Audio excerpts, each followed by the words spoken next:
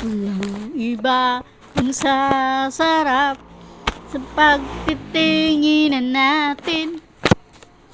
Sana ay na magwakas tong awit ng pag-ibig, awit natin.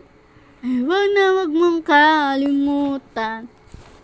Pangako ko naman na lagi kang pakikinggan magpakailanman.